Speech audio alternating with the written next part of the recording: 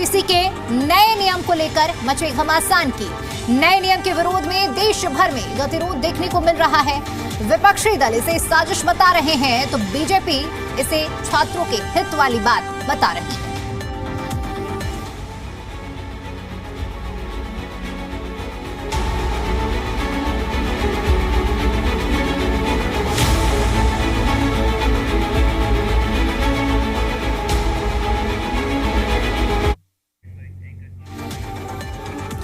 हरियाणा में भी यूजीसी के नए नियमों को लेकर सियासी संग्राम देखने को मिल रहा है।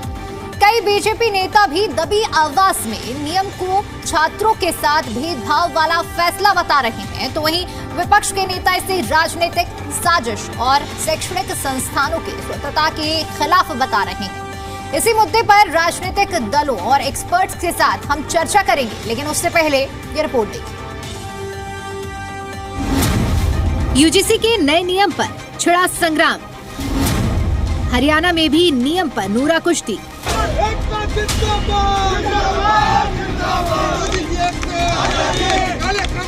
हरियाणा समेत देश भर में यूजीसी के नए नियमों ने देश की राजनीति में हलचल मचा दी। एक ओर जहां सवर्ण संगठनों का विरोध लगातार तेज हो रहा है, तो वहीं अब बीजेपी के भीतर से भी असहमति की आवाजें उठने लगी। इसी कड़ी में हरियाणा बीजेपी समेत कांग्रेस और क्षेत्रीय दलों के नेता भी नए नियमों को लेकर आपत्ति जता रहे हैं। विपक्ष से राज्यों के अधिकारों पर हमला बता रहे हैं। हरियाणा के पूर्व डिप्टी सीएम दुष्यंत चौटाला ने यूजीसी के नए दिशा निर्देशों का कड़ा विरोध करते हुए इसे बेहद खतरनाक बताया है और कहा है कि ये राज्यों की शक्ति पर हमला होने के साथ साथ शैक्षणिक संस्थानों में मतभेद करने वाला नियम है। जो यूजीसी की 2 गाइडलाइंस आई हैं, चाहे वो वाइस चांसलर की अपॉइंटमेंट की हो, चाहे वो यूनिवर्सिटी कॉलेज के अंदर कमेटियां बनाकर मॉनिटरिंग की हो, एक तरह से केंद्र सरकार कॉन्करेंट लिस्ट के सब्जेक्ट को डाइल्यूट कर और सेंट्रल कानून के तौर पर ले जाना चाह रही है, जो कि बहुत बड़ी खतरनाक चीज है। क्योंकि अगर कोई कॉलेज यूनिवर्सिटी वो कमेटी की कार्रवाई ना करेगा तो उसको यूजीसी से वंचित करने का भी प्रोविजन रखा गया है। एक खतरा बहुत बड़ा है। जेजेपी नेता दिग्विजय चौटाला ने भी यूजीसी के नए नियम पर कड़ा ऐतराज जताया है। कहा है कि ये राजनीतिक साजिश के तहत नियम में बदलाव किया गया है। इससे यूनिवर्सिटी और कॉलेजों में भी छात्रों में विवाद पैदा हो सकता है। एक साथ बैठने वाले छात्रों में ही मनमुटाव पैदा कर सकता है। जनमानस की भावना से खेलना चाहते हैं लोग। They are playing with the fire. हमें लड़ना है तो आरएसएस की सोच से लड़ना है। ये आरएसएस की गहरी षड्यंत्रकारी और खतरनाक सोच है प्रदेश के और प्रदेश की युवा पीढ़ी और भविष्य के लिए। इसकी हम घोर निंदा करते हैं और भविष्य में अभी तो आज ये फैसले आए हैं और जननायक जनता पार्टी भी निर्णायक कदम उठाने में कोई संकोच नहीं करती। यूजीसी के नए नियमों को लेकर देश भर में सड़क पर सामान्य वर्ग के छात्रों का संग्राम देखने को मिल रहा है। वहीं हरियाणा के सफीदों से बीजेपी नेता राम कुमार गौतम ने भी ट्वीट के जरिए अपनी नाराजगी जताई। आईएनएलडी नेता अर्जुन चौटाला ने तो इसे छात्रों के विरोध वाला फैसला बता दिया। ये कुछ नहीं है, ये केवल सरकार की यूनिवर्सिटीज के अंदर इंटरफेरेंस है। किस प्रकार से हरियाणा की, और केवल हरियाणा की नहीं, ये तो आपने भी देखा है, पूरे देश भर के अंदर यूनिवर्सिटीज का किस प्रकार से आरएसएस करण किया जाए, इन सारी चीजों को ध्यान में रखते हुए ये पॉलिसीज बनाई जाती है। पूरे प्रदेश के अंदर कोई ऐसी सरकारी यूनिवर्सिटी नहीं बची है।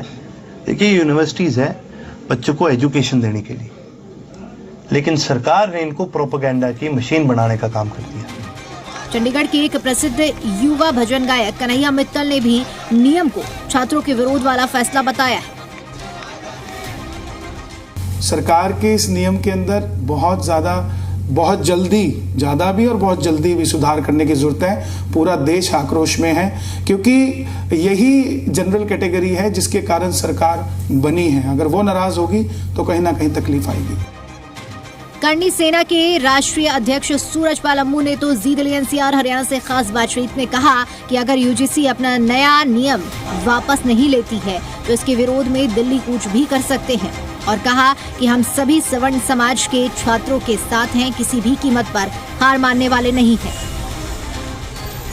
आग लगनी चाहिए उन मुद्दों के विरुद्ध में जो हमारे ऊपर थोपे जा रहे हैं, जो हमारे बच्चों के ऊपर, जो हमारे बच्चों की जिंदगी को खराब करने के लिए एक प्लानिंग करके, एक साजिश करके देश के शिक्षा मंत्री धर्मेंद्र प्रधान, मैं नाम ले रहा हूँ सीधा सीधा, देश के एचआरडी मिनिस्टर, शिक्षा मंत्री कहूँ धर्मेंद्र प्रधान, जिन्होंने एक ऐसा बीज बोया है जो भारतीय जनता पार्टी को काटना पड़ेगा। मेरा सिर्फ इतना कहना है कि आज जातीय भेदभाव कहाँ रह गया। देश की आज़ादी के 77वें गणतंत्र दिवस को हमने कल मनाया है और आज हमें लगता है कि हम लोग जाति भेदभाव कर रहे हैं। बीजेपी की ओर से छात्रों को भरोसा दिलाया जा रहा है, किसी भी कीमत पर छात्रों की अनदेखी नहीं होने दी जाएगी। सरकार का भी पक्ष है कि नियम का मकसद किसी के खिलाफ भेदभाव नहीं बल्कि समान अवसर देना है। अब आने वाले दिनों में ही साफ हो पाएगा कि छात्रों का विरोध देखने को मिलेगा या यूजीसी अपने नए नियमों में कुछ बदलाव कर सकता है। ब्यूरो रिपोर्ट, जी मीडिया। अब इसी मुद्दे पर विस्तार से चर्चा करेंगे, लेकिन चर्चा करने से पहले कुछ सवाल आपके सामने रखते हैं। इन सवालों के जवाब तलाश में सवाल ये भी उठता है कि यूजीसी विवाद पर आखिर संकट क्यों मंडरा रहा है। ये सवाल पूछना इसलिए जरूरी है क्योंकि इसका विरोध और गतिरोध साफ तौर पर हम देख पा रहे हैं कि किस तरह से देश में देखने को मिल रहा है और इसीलिए ये सवाल उठाना लाजमी है। नए नियम आखिर आफत क्यों बन गए हैं, ये भी सवाल उठ रहा है और आखिरकार आंदोलन तक की ये जो नौबत है ये क्यों आई है, ये इसलिए हम सवाल पूछ रहे हैं। और सवाल ये भी कि शिक्षा की स्वतंत्रता यानी कि ऑटोनॉमी पर हमला क्यों किया जा रहा है। इसके अलावा यूजीसी पर कब गतिरोध कब तक जारी रहेगा, ये भी बड़ा सवाल है और इसीलिए ये सवाल हम लगातार उठा रहे हैं और इन्हीं सवालों के इर्द गिर्द चर्चा भी करेंगे। जो पैनलिस्ट हमारे साथ जुड़ेंगे उनसे एक मंथन करेंगे कि आखिर इस विरोध के पीछे नए नियम क्यों आफत बन गए हैं और क्यों इतने बड़े स्तर पर इसका आंदोलन का जो रूप हमें देखने को मिल रहा है। देश के कोने कोने से आवाज इसको लेकर अब उठ रही है और लोग विरोध का मन बना रहे हैं। इसीलिए ये सवाल हम उठा रहे हैं और इन्हीं सवालों पर अब चर्चा भी करेंगे, समझेंगे। जो पैनलिस्ट हमारे साथ जुड़ रहे हैं उनसे विस्तार से इन मुद्दों पर, क्योंकि न सिर्फ हम बात करें सत्ता पक्ष के अंदर से भी देश के अलग अलग हिस्सों से आवाज उठी है और दूसरी तरफ विपक्ष तो इस मुद्दे को लेकर आवाज उठा ही रहा है। इसके अलावा जो छात्र हैं वो भी पूरी तरह से उग्र हुए हैं। तो यहाँ ये समझना जरूरी है कि विरोध का जो मुख्य कारण है वो असल में क्या है और ये जो विरोध है ये कहाँ तक और कैसे और क्या क्या रूप लेगा।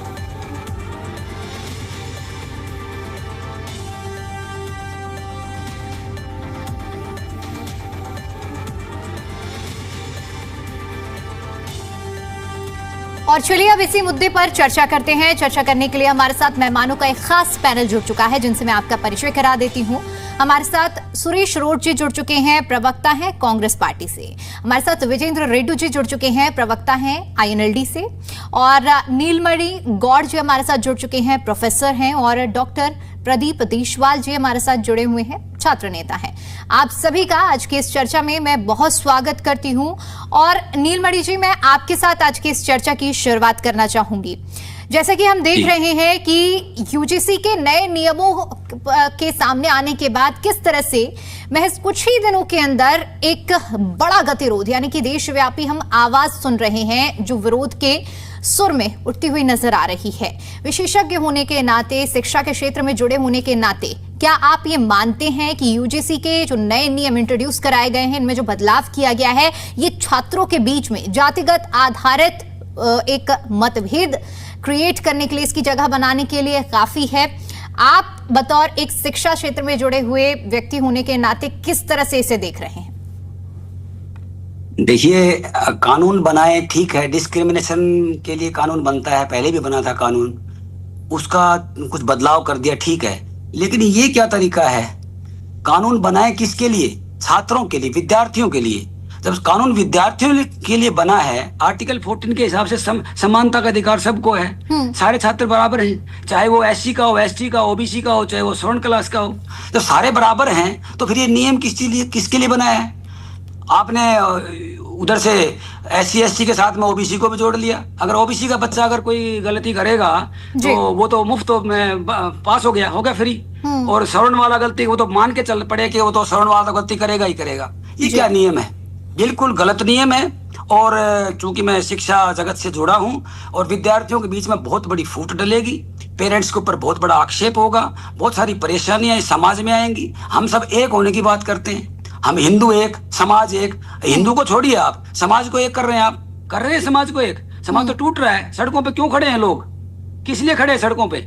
इसलिए खड़े हैं कि आप एक तबके को तो आगे बढ़ा रहे हैं, दूसरे का गला घोट रहे हैं। खत्म कर देंगे इस सवर्ण समाज को तो बिल्कुल। और फिर क्या होगी? फिर चलेगी आपस में तकरार, और तकरार के साथ में फिरौती चलेगी, ऊपर से दबाव चलेगा, सरकारी षड्यंत्र चलेगा। फिर इसके ऊपर खींच के लो, अपने को सपोर्ट में रहो और दूसरों को खींच दो। ऐसे थोड़ी होता है, ऐसे समाज नहीं चलता है। समाज को बांध के चला। हम तो शिक्षक हैं, हमारा उद्देश्य समाज को साथ लेके चले। हम क्या पढ़ाएंगे? मान लो मैं पढ़ा रहा हूँ और किसी बच्चे ने मेरे आचरण को लेके या किसी बात को लेकर के मन में कर लिया कि नहीं ये टीचर ठीक नहीं है, और 1 मिनट लगाएगा वो तो ये बोलेगा कि भाई ये इसने मेरे को ये बोल दिया, कुछ भी बोल दिया, एनीथिंग, झूठ भी बोल देगा।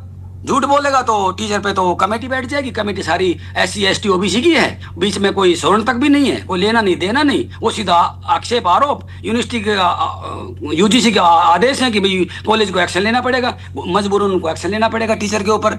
और फिर मान लो वो गलत भी हो गया बच्चा, उस बच्चे पे क्या कार्रवाई है? उसने जो झूठे आक्षेप लगाए उस पे कोई नियम में कुछ लिखा है? वो भी नहीं लिखा है। अरे भाई अगर सजा, अगर गलती करता है कोई सवर्ण समाज का बंदा तो ठीक है, उसको सजा मिल जाए, मान लिया, एग्रीड।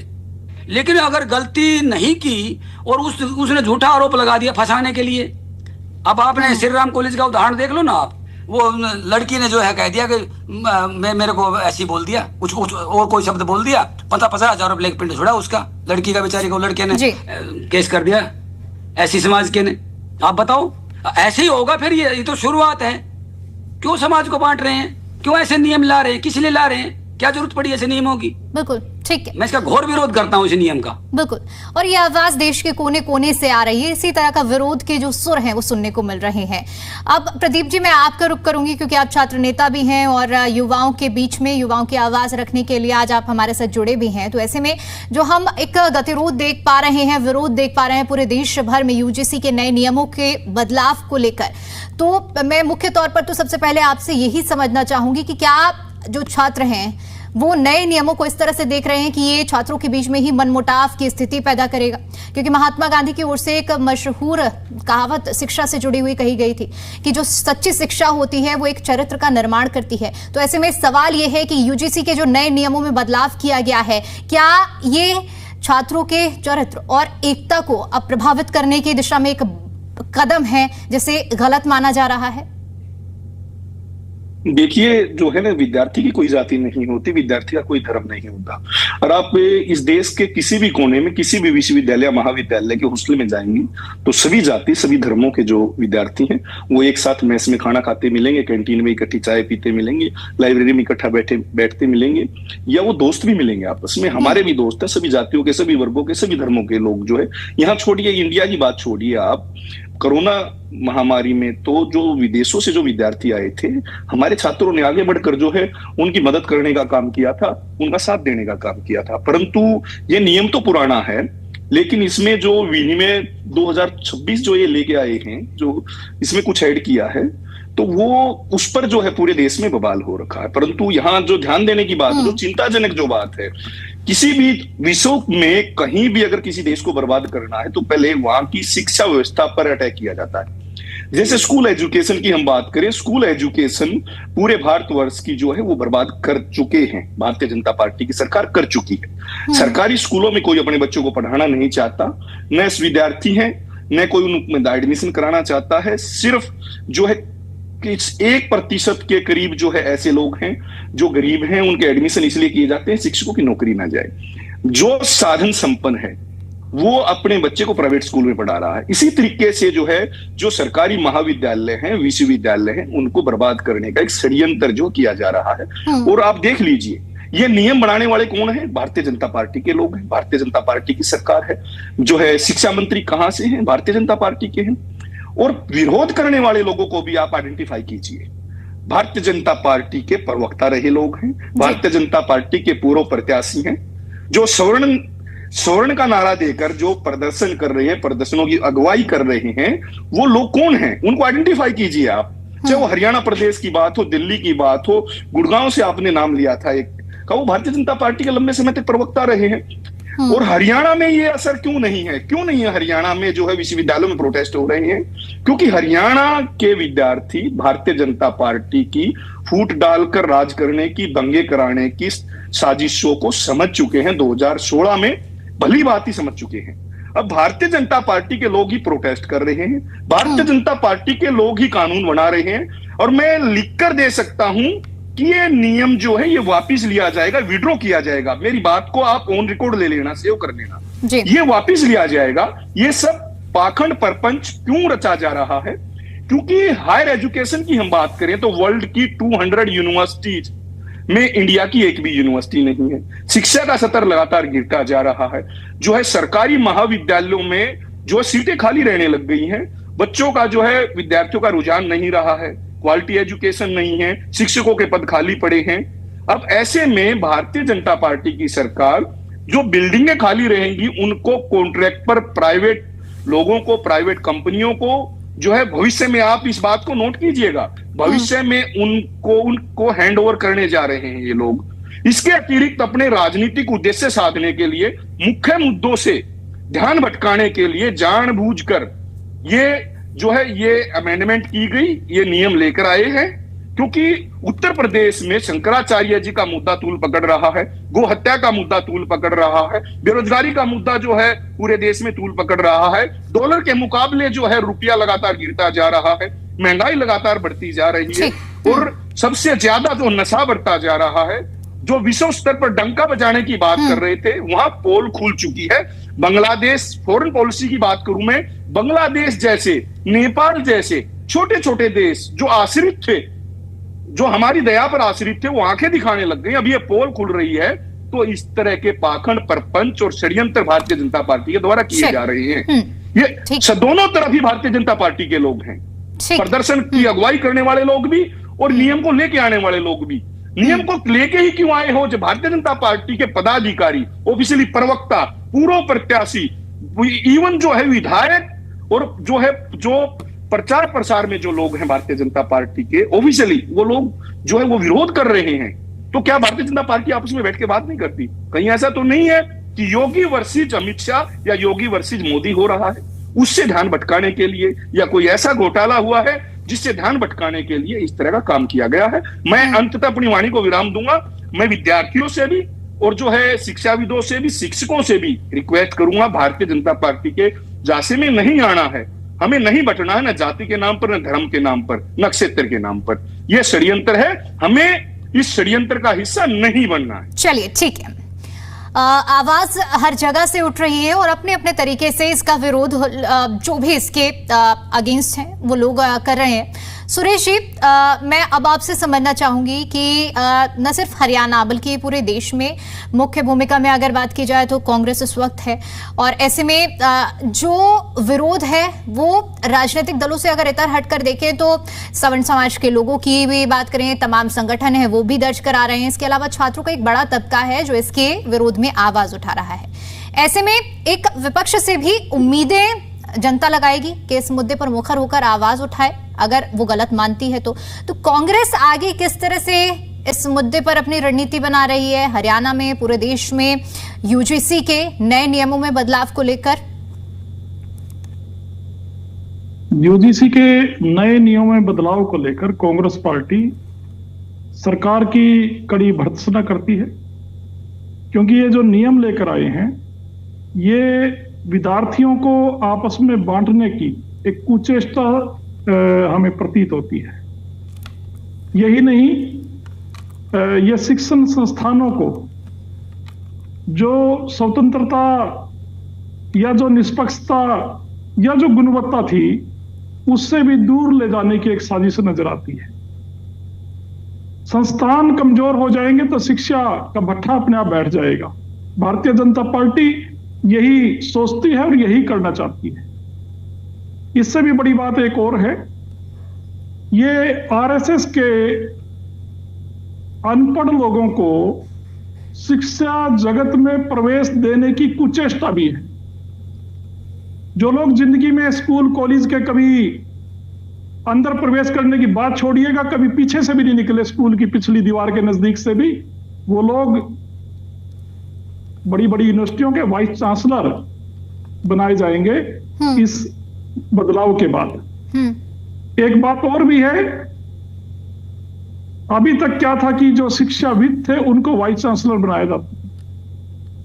इसमें यह प्रावधान कर दिया गया है कि नॉन शिक्षाविदों को, यानी जो मैंने पहले बात कही है कि आरएसएस के लोगों को वीसी बनाने के लिए इसमें सुविधा प्रदान की गई है। इससे अलग बात एक और आती है, पहले स्टेट यानी कोई भी राज्य है, जिसकी बात नरेंद्र मोदी जी गुजरात के मुख्यमंत्री होते हुए करते थे जी। जब कांग्रेस की सरकार केंद्र में थी, वो सीएम गुजरात थे, वो संघीय ढांचे की बात किया करते थे कि संघीय ढांचे को और ज्यादा इंपॉर्टेंस यानी महत्व दिया जाना चाहिए।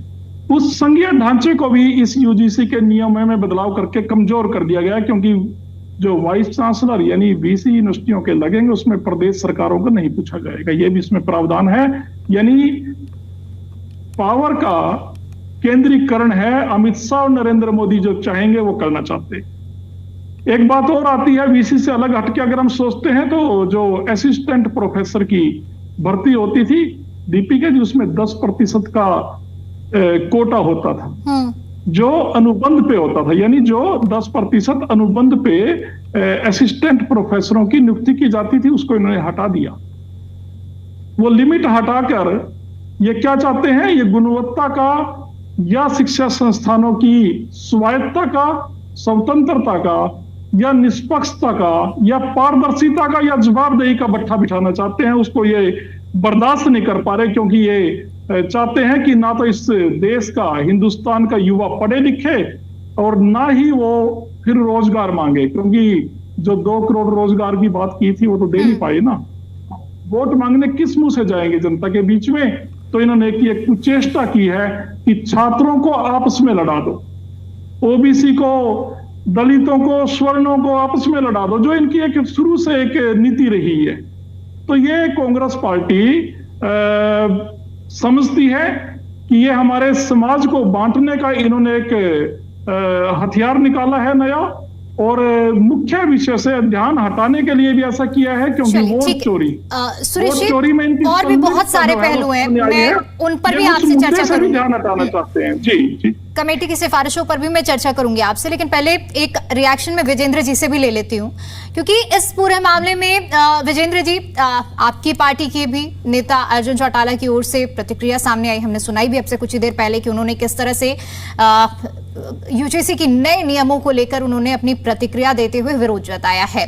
ऐसे में बड़ा सवाल ये है कि एक तरफ ये माना जा रहा है कि छात्रों को जातिगत आधार पर ये जो बांटने का ये कदम उठाया जा रहा है, लेकिन दूसरी तरफ यहाँ ये भी जानना जरूरी हो जाता है, महत्वपूर्ण हो जाता है कि अगर इस तरह के कोई भी नियम आते हैं और रखे जाते हैं, वहां पर विपक्ष अगर मजबूती से आवाज बनता है, दबाव देता है, तो एक बार सोचने पर मजबूर किया जाता है कि ये जो फैसला है ये गलत है।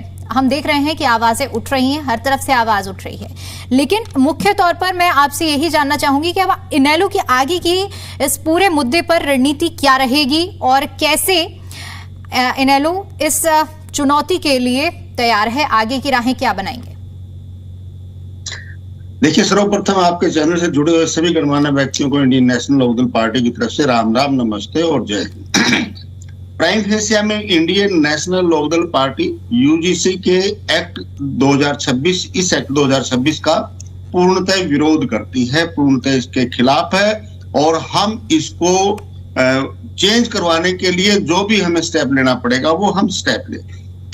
हम क्यों ऐसा कह रहे हैं कि हम इसके विरोध में? क्योंकि नंबर एक बात, जो SC, ST और OBC वर्सेस जो सवर्ण जातियों की एक बात चली हुई है, इसके अलावा भी जो कमेटी बनाई गई है और जो अन्य इसमें प्रावधान किए गए हैं, जैसे वीसी की पावर को छीनना, जो 10% प्रोफेसर का कोटा था, हमारे अभी रोड साहब ने बताया, उसको एलिमिनेट करना, ये और भी अति महत्वपूर्ण मुद्दे हैं। सबसे बड़ा मुद्दा है वीसी की पावर, जो आज हरियाणा गवर्नमेंट राज्यपाल के माध्यम से सिलेक्शन करने का काम करती है। कोई भी स्टेट की गवर्नमेंट अपने हिसाब से किसी भी यूनिवर्सिटी का वीसी की अपॉइंटमेंट करती है। सबसे बड़ा मुद्दा वो है कि उसकी पावर को छीना जा रहा है। इसके अलावा जो असिस्टेंट प्रोफेसर का 10% के कोटे को समाप्त किया जा रहा है, वो भी एक बहुत बड़ा मुद्दा है। जब वीसी सेंटर लगाएगा तो वो यूनिवर्सिटी, मान लो हरियाणा क्या मतलब किसी भी स्टेट के हाथों से निकल करके वो सेंटर के पास चली जाएगी, और हरियाणा और जो स्टेट है वो उससे कमजोर होंगे, बहुत ज्यादा कमजोर होंगे, उनकी बहुत ज्यादा शक्तियां खत्म होंगी। दूसरी बात आती है जो SC ST OBC के लिए जो ये डिस्क्रिमिनेशन, इक्वलिटी डिस्क्रिमिनेशन की बात की जा रही है, सभी कास्ट का डिस्क्रिमिनेशन जो है उसके खिलाफ जो कमेटी बनाई जाएगी। ठीक है, पहली बात तो ये है कि हमारा कॉन्स्टिट्यूशन आर्टिकल 14 इस बात का हमारे को अधिकार देता है, इक्वलिटी का अधिकार देता है, और उसमें अगर किसी प्रकार के साथ डिस्क्रिमिनेशन होता है तो वहां उसके लिए सजा का प्रावधान है, और उसका उपयोग करके हमें उसको रोका जा सकता है। हम भी कॉलेजों में पढ़े हैं, यूनिवर्सिटीज में पढ़े हैं, इस तरह की कभी किसी प्रकार की कोई बात नहीं हुआ करती थी। ये जो लेकर के आए हैं, निश्चित तौर पर यूनिवर्सिटियों में भी छात्रों को बांटने की बात की जा रही है। ये हम सब जानते हैं कि छात्र की जो है कोई कास्ट नहीं होती, उसकी एक ही कास्ट होती है, वो छात्र है, और छात्र ही उसकी कास्ट है। सभी मिलजुल करके बैठ करके अपने आराम से स्टडी करते हैं, और ऐसी कहीं किसी प्रकार की कोई नौबत नहीं आती है कि ये उस जाति का था, उस जाति का था, उस जाति का था, उसने उसको जातिवाचक शब्द यूज करके, जाति सूचक शब्दों का प्रयोग करके उसको जो है ना उसको अपमानित करने का काम किया, या कुछ और इस तरह की बातें की, जिसकी वजह से एक दो केस जो हुए उसको उदाहरण लेकर के, उसके मद्देनजर लेकर के जिस प्रकार से सेंट्रल गवर्नमेंट ये रूल लेकर के आई है, ये बिल्कुल इसकी जितनी भर्त्सना की जा सके उतनी ही कम है। दूसरी बात इसके जो प्रावधान हैं, ये ले भी आए तो प्रावधान भी इन्होंने इस प्रकार के बनाने का काम किया जिसका कोई औचित्य ही नहीं है। कोई अनपढ़ और कोई अनाड़ी व्यक्ति भी इस प्रकार के प्रावधान नहीं बना सकता।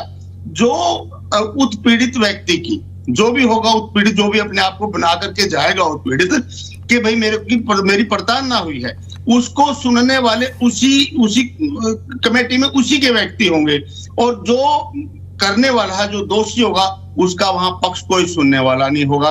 उसको झूठा फंसाया गया, सच्चा फंसाया गया, उसने कुछ किया नहीं किया, उसकी कोई सुनवाई नहीं होगी, और उसको तुरंत प्रभाव से 10 दिन के अंदर उसके ऊपर एक्शन भी लेना होगा। एक्शन नहीं लेंगे तो कमेटी को भी बर्खास्त किया जाएगा, उसको भी दंडित करने का काम किया जाएगा। तो ऐसे कौन से कानून होते हैं मैडम, बताओ? कभी कोई ऐसा कानून आपने सुना है कि यदि कोई झूठी शिकायत कर देगा तो कोई बात नहीं, और सच्ची शिकायत कर दी तो उसको सजा मिलेगी, भाई झूठी कर दी तो उसका कुछ नहीं। ऐसे तो एक तरफा चीजें बनाने का प्रयास किया गया है, और यही आवाज जब विरोध जो भी दर्ज करा रहा है वो इस चीज को जरूर बोल रहा है। मैं लौटूंगी रेड्डू जी, आपकी जो बात है वो वाजिब सवाल आपने उठाया है, और नीलमणि जी मैं आपसे भी यही इसी बात पर, क्योंकि आप एकेडमिक क्षेत्र से जुड़े हुए हैं, मैं इस पहलू को आपसे समझना चाहूंगी कि अगर हम ये तो समझ रहे हैं कि अब पूरे देश में इसको लेकर एक समझ आ गई है और एक विरोध है कि एक तरफा कार्रवाई करने की बात की गई है, लेकिन अगर इस पर मंथन किया जाए कि जब ये फैसला लिया गया होगा, जब ये नए नियम बनाए जा रहे होंगे, तो उस फैसले के पीछे सोच क्या रही होगी, इसको लेकर भी चर्चा करना बहुत जरूरी है। क्या ये पहलू नहीं सोचा गया होगा कि जिसको आप कह रहे हैं कि अगर फेक भी निकल जाती है कोई भी शिकायत तो उस पर कार्रवाई नहीं होगी, इसका कितना गलत असर पड़ेगा बच्चों पर, क्योंकि आप बच्चों से जुड़े रहते हैं, हमेशा उनके बीच में रहते हैं, तो एक टीचर के नाते मैं चाहूंगी कि आप उस प्रोस्पेक्टिव से, इमोशनल, सोशल, हर प्रोस्पेक्टिव से इसको एक्सप्लेन करें। जी देखिए, बहुत अच्छा, बहुत ही बढ़िया प्रश्न है आपका। सारा खेल ही सोच का है मैम, सब कुछ सोच पे तो निर्भर है। अब सोच, किसी न किसी की तो सोच जरूर रही होगी। मुझे तो हंसी आ रही है कि ये भेदभाव को हटाने के लिए कानून बना रहे हैं और भेदभाव करने का ही काम कर रहे हैं। आप मुझे बताइए, जब आप भेदभाव हटाने चले हैं, किसके खिलाफ भेदभाव हटा रहे हैं? छात्रों के आपस में ही ना। जी। हम तो बात छात्रों की करेंगे, हम कभी नहीं करेंगे कि एससी के छात्र, बीसी के छात्र या सवर्ण क्लास के, हम कभी नहीं, हम बात ही नहीं कर सकते ऐसी घटिया, ऐसी छोटी बातें संस्थानों में होती ही नहीं है। हमारे तो बच्चे हैं, वो चाहे किसी भी जाति के हैं, उनसे हम प्यार करते हैं, प्रेम करते हैं और उनके प्रति हमारा गुरु वाला भाव होता है। गुरु किस दृष्टि से देखा है अपने शिष्य को? ये कह रहे हैं कि भेदभाव को दूर करने के लिए। अरे भेदभाव किसका? भेदभाव तो फिर श्रवण समाज के साथ हो गया, इन बच्चों के साथ सरेआम भेदभाव नहीं है। हंसी मुझे इसलिए आ रही है कि भेदभाव हटाने के लिए भेदभाव कर रहे हो। बिल्कुल। ये क्या कानून है भाई? भाई कानून ले आओ, ठीक है, ऐसा फिर ये लोकतंत्र है, ये कोई जिन्नाशाही नहीं चलती यहाँ पे, ये लोकतंत्र है। ये कोई राजा का दरबार थोड़ी है। अगर मैं नियम लेके अगर राजा के दरबार में भी सुन लो मैम, राजा भी अगर किसी ने कंप्लेंट की है, कंप्लेनेंट ने, राजा सुनता था, अगर वो गलत होता था कंप्लेनेंट, उसके हाथ काट देता था, उसको सजा, बड़ी जबरदस्त मुकम्मल सजा मिलती थी राजा, क्योंकि वो प्रेसिडेंट सेट करता है ना, और आगे फिर वो गलती कर पाने की कैपेबिलिटी नहीं, कोई भी वो आरोपी नहीं, उसके अलावा भी कोई भी आरोपी नहीं बनने की वो सोचता है कि भाई अगर मैं ऐसी फेक कंप्लेंट करूंगा तो आगे मेरे पास ये कार्रवाई हो सकती है। लेकिन जब यहाँ पर ऐसा प्रावधान नहीं है तो डर क्या रहेगा? जी मैम सुनिए, मैं ये कह रहा हूँ कि देखिए, ये कह रहे हैं कानून, मैं तो पढ़ा है कानून को, मैं ऐसे हवा में तीर नहीं मारा, किसी सुन के बात नहीं करा, व्हाट्सएप यूनिवर्सिटी का स्टूडेंट नहीं हूं मैं पढ़ के बोल रहा हूँ, मैंने पढ़ा है इस कानून को।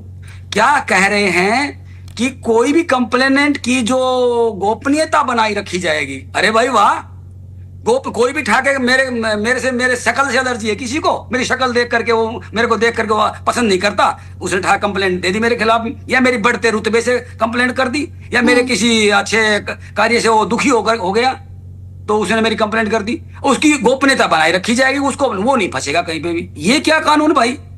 मैं इसीलिए कह रहा हूं लोकतंत्र है ये, मजाक ना बनाए लोकतंत्र का। और एक तरफ तो मैं तो आदरणीय मोदी जी का बहुत बड़ा समर्थक रहा हूं जी। मैं उनके जो नियम है, जो देश को चलाया है, मैं उसको बहुत ज्यादा इज्जत देता हूं आदरणीय मोदी जी को, बहुत ज्यादा। लेकिन आप मुझे बताओ कहाँ है मोदी साहब अभी? ये सारे देश में गदर क्यों हो रहा है फिर? आप तो कह रहे थे एक रहो सेफ रहो, एक रहोगे तो सेफ रहोगे, बटोगे तो कटोगे। अरे तुम बांटने लग रहे भाई, ये बटने नहीं लग रहे क्या? मैं अपने सवर्ण क्लास के बच्चों के पक्ष में खड़ा हो जाऊं क्या? और उनको अपना बच्चा नहीं मानूं, SC ST OBC को? और तुम कर तो ऐसे ही रहे हो अभी, किसी के 2 नंबर कम दे दी तो मेरे खिलाफ खड़ा हो जाएगा वो, गई मेरी नौकरी तो वो सुनने वाला नहीं, नौकरी चली जाएगी 1 मिनट में। भाई मेरे जैसे और भी बहुत सारे प्रोफेसर साहिबान होंगे जो कि इस दंश से जूझेंगे। कंप्लेंट कर दो, चुपचाप घर में बैठ जाओ, मजे लो, फिर आनंद से बैठो। ठीक है भाई, आज वो फंसता फिर रहा है, प्रोफेसर साहब जा रहा है, देखो गर्दन नीचे करके, हंसेंगे सभी के सभी, मजाक बनेगा। देश में क्या चाह रहे हो आप लोग? क्या कानून चाह रहे हो मुझे बताओ? भेदभाव मिटा रहे हो कि भेदभाव बढ़ा रहे हो मुझे बताओ? ठीक, ये बिल्कुल गलत कानून है। और दूसरी बात, मैं एक और बात कह देता हूँ यहाँ पे, समानता का अधिकार 14 आर्टिकल 14 क्या कहता है? समानता सबको चाहिए ना, ये सवर्ण वाले बच्चों को समानता नहीं चाहिए? बिल्कुल, वो भी तो छात्र वही करेंगे, यो टेकन इट एज गारंटीड कि भाई वो सिर्फ और सिर्फ वही करेंगे, वही जो है सवर्ण समाज वाले करेंगे। बिल्कुल, ऐसा नहीं है कि वो भेदभाव के शिकार नहीं हो सकते हैं। अच्छी बात है। ओबीसी का बच्चा है मैं एक बात और सुनिए मैडम, देखिए मैं ब्राह्मण वर्ग से आता हूँ, मैंने कभी जिंदगी के अंदर ये भेदभाव सोचा ही नहीं, जिंदगी सोचा ही नहीं। हमारे दादा परदादा ने भी कभी भेदभाव नहीं सोचा जिंदगी में। हम सब साथ मिलकर चलने वाले लोग रहे। मैं देख रहा हूं समाज में क्या हो रहा है ये। आप देखो, एक ब्राह्मण वर्ग के बच्चों को मैं देख रहा हूं, उनकी हालत देख रहा हूं, कंडीशन देख रहा हूं, घटिया से घटिया लेवल पर स्तर पर गिर चुके हैं उनका सब कुछ सुविधाएं नहीं, कुछ लेना नहीं, कुछ देना नहीं। ठीक है, सवर्ण समाज में। और ऊपर से ये कह दो कि उन्होंने मतलब जो है उनके दादाओं ने 2000 साल पहले जो है गलतियां की थी, उनके पोतों को और पड़ोतों को सजा दे दो। ये क्या है? क्या ये लोकतंत्र है? मेरा यही कहना है, इस कानून को जाति के आधार पर ना करके संशोधन किया जाए। आरोपी है, आरोप उस आधार पर तय करने चाहिए। ठीक है, मैं लौटूंगी आपके पास। जिसने गलती की उसको पनिशमेंट मिले, चाहे ब्राह्मण हो, चाहे शूद्र हो, चाहे कुछ भी जाति का हो। बिल्कुल, जो गलती कर रहा है वो सजा का हकदार होना चाहिए। यहाँ पर मैडम हमें जाति से कोई लेना देना नहीं। कॉलेजों में, स्कूलों में क्या मतलब जाति का? तुम जाति खुद पैदा कर रहे हो, जानबूझकर जाति ठूस रहे हो अंदर ला के, हमारे मन में, हमारे दिमाग में ये चीज, ये फिनोमेना बिठा रहे हो। अब हम डरेंगे, हम तो बच्चों से डरने शुरू हो जाएंगे। अब हम क्या पढ़ाएंगे? ठीक है, इस कानून को या तो रोल बैक करें या इस कानून में समाधान संशोधन लेके आए, भाई जो गलत सूचना देगा उसको पनिशमेंट सुनिश्चित करें, तब तो ठीक है। ठीक है, नीलमणि जी मैं लौटूंगी आपके पास। प्रदीप जी, ये तो इस बात से हम इस बात को नकार नहीं सकते हैं कि भेदभाव नहीं हो रहा है, ऐसा नहीं कह सकते, भेदभाव जरूर हो रहा है, क्योंकि आंकड़े भी कहते हैं 2019-20 का अगर हम आंकड़ा देखते हैं तो 173 कंप्लेन आई, लेकिन यही जब साल दर साल बढ़ता गया, जो आंकड़े हैं 2023 और 24 के, इसमें कंप्लेन का जो स्तर है वो 378 तक बढ़ा है, यानी कि 118% का इजाफा हुआ है। तो बदलाव की जरूरत थी, जो 2012 में यूजीसी के नियम थे उसे बदलाव करने की तो जरूरत थी, ये डिमांड थी समय की, लेकिन एक तरफा जो ये बदलाव किया गया है अब जब, तो ये बड़ा सवाल इसीलिए उठ रहा है। मैं आपसे भी जानना चाहूंगी, क्योंकि छात्रों के बीच में आप भी रहते हैं, हमने भी कॉलेजों में जाकर पढ़ाई की है, देखा है, हमारे बीच में कभी ऐसा नहीं रहा है कि जातिगत आधार पर कोई किसी से दोस्ती कर रहा है, लड़ाई कर रहा है। सबके अपने अपने विषय होते हैं और अपने अपने विषय के हिसाब से पढ़ाई करते हैं, लोग साथी चुनते हैं।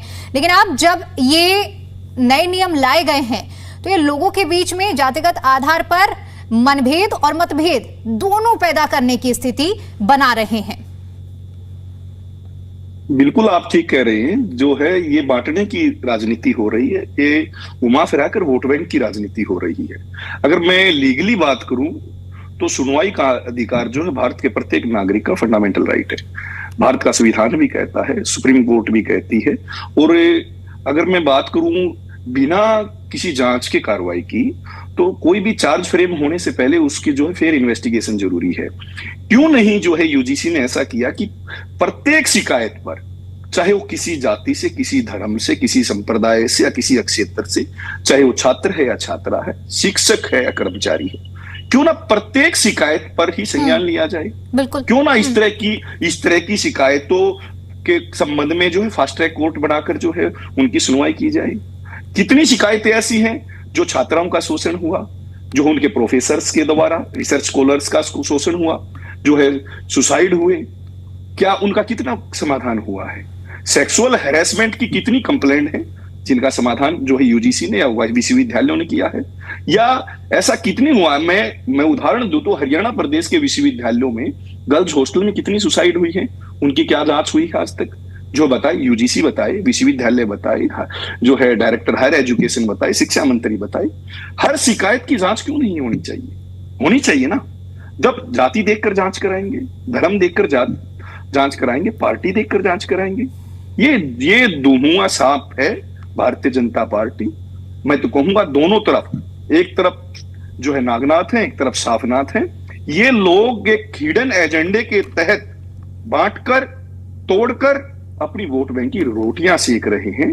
ये मैं जो है आपके चैनल के माध्यम से पूछना चाहता हूं, अन्य प्रवक्ताओं से भी, भारतीय जनता पार्टी के लोगों से भी, आप बताइए ना, जितनी शिकायतें हुई हैं, सेक्सुअल हैरेसमेंट की शिकायतें हुई हैं, वाइस चांसलर्स की शिकायतें हुई हैं, रजिस्ट्रार्स की शिकायतें हुई हैं, उन पर आज तक किस पर कोई कार्रवाई हुई है? और नहीं हुई है तो क्यों नहीं हुई है? किसी की डिग्रियां नकली हैं, किसी पर जो है महिला प्रोफेसर के साथ जो है छेड़खानी के आरोप हैं, किसी पर जो है, एक व्यक्ति को तो मैं जानता हूं विश्वविद्यालय में जिस पर जो है अटेम्प्ट टू रेप की शिकायत पर पिछले 7 साल से कोई कार्रवाई नहीं हुई है। पिछले 7 साल से कोई कार्रवाई नहीं हुई है। अटेम्प्ट टू रेप महिला आयोग में जो है शिकायतें पेंडिंग पड़ी हैं, जो है यूजीसी में शिकायतें पेंडिंग पड़ी हैं। फर्जी डिग्रियां लेकर घूम रहे हैं, जो है मास्टर डिग्री जो है बाद में करते हैं, पीएचडी पहले करते हैं, वाइस चांसलर लगा दिए जाते हैं। कक्षाओं की जगह जो विश्वविद्यालयों में शाखाएं लग रही हैं, परंतु शिकायतों पर सुनवाई नहीं हो रही है। क्यों नहीं हो रही? क्योंकि शिक्षा का जो मूल ढांचा है उसको बर्बाद करना है, एक षड्यंत्र के तहत बर्बाद करना है। अब ओबीसी की, जनरल की या एससी की या एसटी की जो है, उन शिकायतों को एक जाति की तरफ क्यों देख रहे हो? जो 100% जो भी शिकायतें आए उनकी सुनवाई क्यों नहीं हो सकती? सभी शिकायतों की जांच कराइए, सभी शिकायतों पर कार्रवाई कीजिए। सच है तो, और झूठ है तो एक प्रावधान होना चाहिए कि झूठी शिकायत पर आज तक क्या कार्रवाई किसी विश्वविद्यालय ने की है।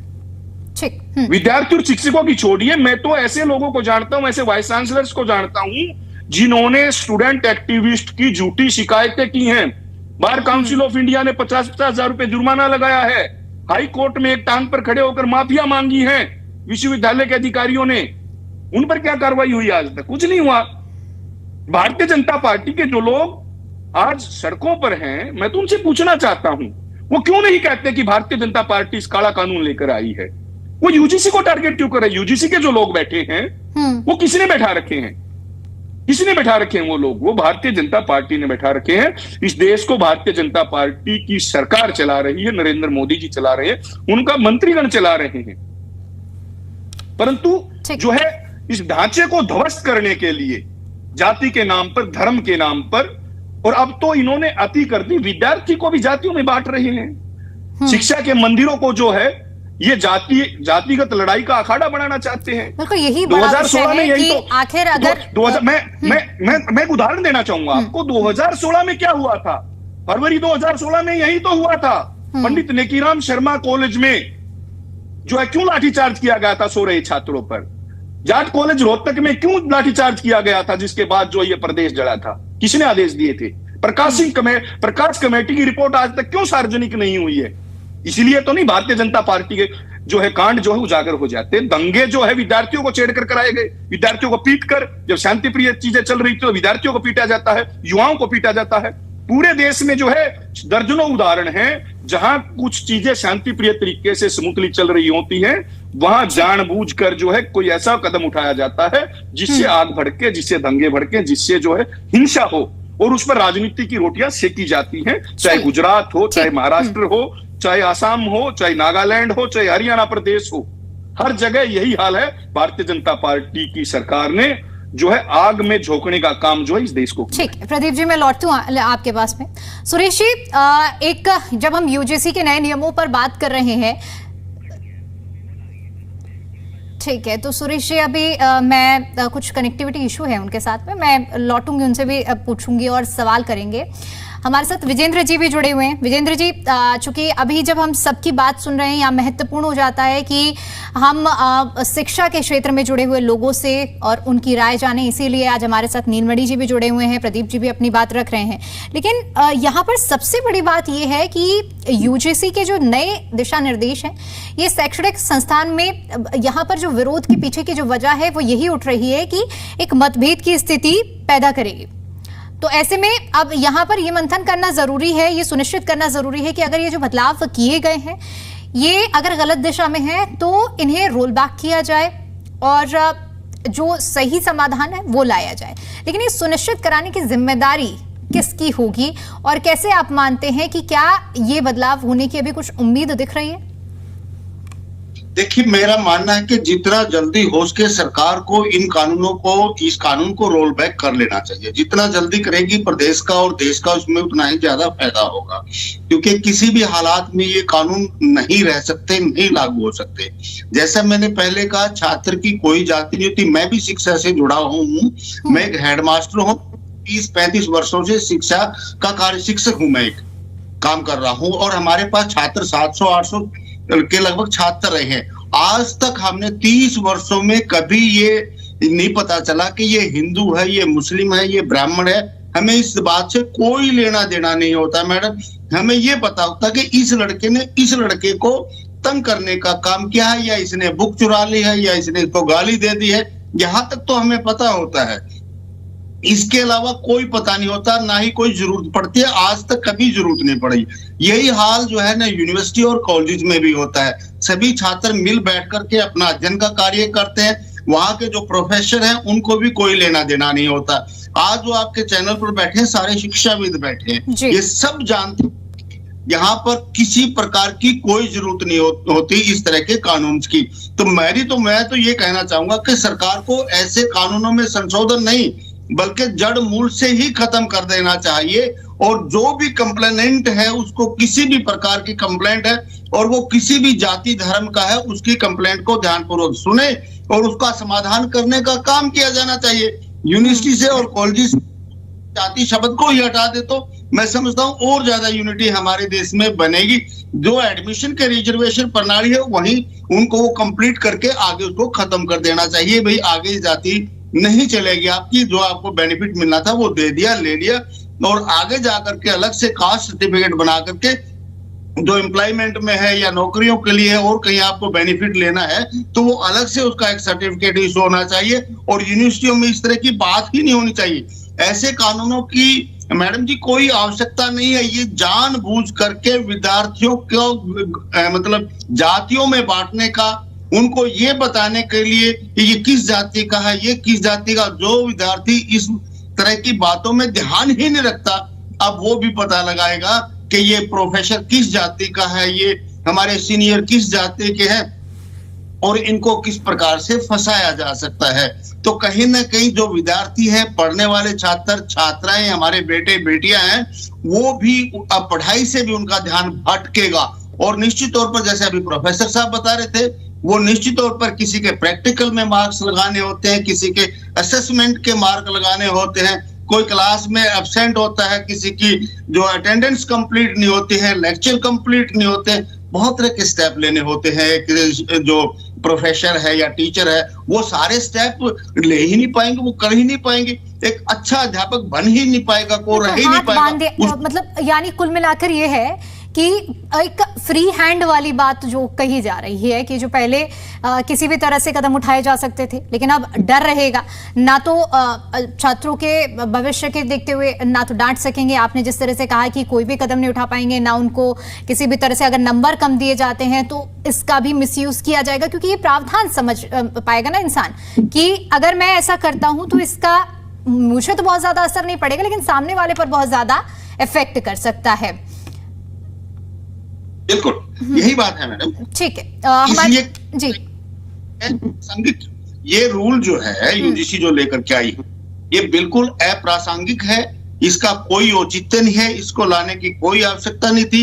ये जानबूझ करके विद्यार्थी वर्ग में जाति रंग भरने के लिए इस तरह के रूल बना करके ये लेकर के आए हैं। इनकी ठीक है जी, चाहिए ठीक है रेडू जी, मैं फिर लौटती हूँ। सुरेश जी, जब हम यूजीसी के नए नियमों की बात कर रहे हैं तो यहाँ पर ये भी तर्क बोलना गलत नहीं होगा और इस पर भी चर्चा करनी जरूरी है कि इससे पहले जुड़ी हुई कमेटी है, संसदीय स्थायी कमेटी ऑन एजुकेशन, और जिसके चेयरमैन है कांग्रेस के वरिष्ठ नेता दिग्विजय सिंह, और उनकी ओर से यूजीसी के जो नए नियम बनाए गए हैं, जो नई सिफारिशें हैं उसी के आधार पर लागू हुई हैं। तो यहाँ दो पहलू कांग्रेस के लिहाज से भी हमें समझना जरूरी हो जाते हैं। एक, जो इस कमेटी की ओर से जो सिफारिशें दी गई थी, क्या उसे लागू नहीं किया गया है, ये बड़ा सवाल है। अगर ऐसा है तो कांग्रेस इसे पता लगा कर और आगे क्या इस चीज पर आवाज उठाने का मन नहीं बना रही है, यहाँ ये भी सवाल उठता है ना। अगर वो सिफारिशें लागू नहीं हुई है तो, और अगर हुई है तो ऐसा क्यों हुआ है? कोई भी कमेटी हो, किसी भी कमेटी की रिपोर्ट हो, नरेंद्र मोदी और अमित शाह जी उसको मानने को तैयार नहीं होते।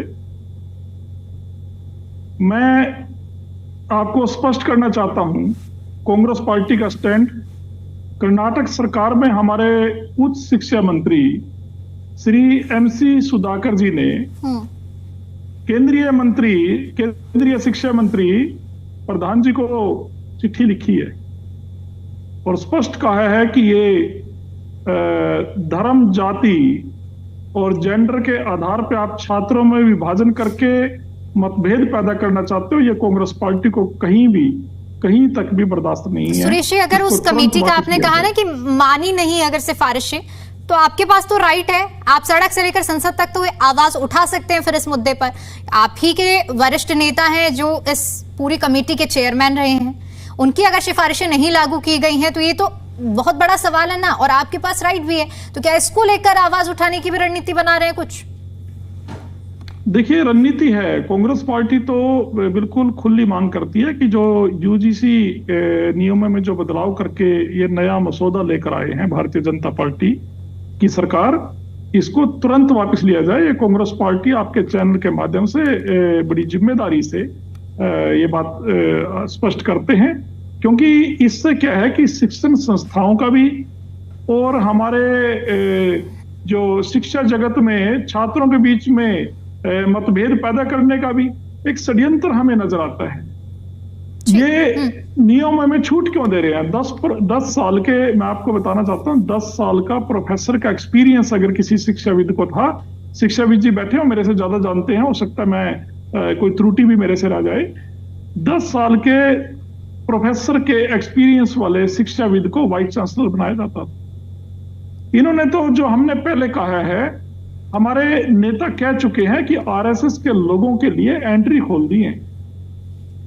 ये विरोध जो अपने लेवल पे कर रहे हैं ना, एक चर्चा देखिए, एक सारांश निकल के आया इस डिबेट में कि बीजेपी के लोग इसको लागू भी करते हैं और दबे छुपे कहीं इनका विरोध भी करते हैं। ये विरोध क्या करते हैं? ये आपस में स्वर्ण और दलित की बात करते हैं, उसको हवा देते हैं उस बात को, यानी बांटने का जो इन्होंने एक नियमों में बदलाव लेके आगे, इसको आगे कैसे बढ़ाना है उस चीज पे लग गए हैं। कुछ लोग उधर की बात करेंगे, कुछ उधर की करेंगे, लेकिन मैं ये कहना चाहता हूं कि कांग्रेस पार्टी ना तो शिक्षा संस्थानों के स्वायत्ता या उनकी निष्पक्षता या उनके गुणवत्ता के साथ समझौता करने देंगे, और ना हम छात्रों को, चाहे वो एससी से हो, सिफारिशों पर भी मैं खैर जवाब चाह रही थी आपसे सुरेश जी, कोई बात नहीं।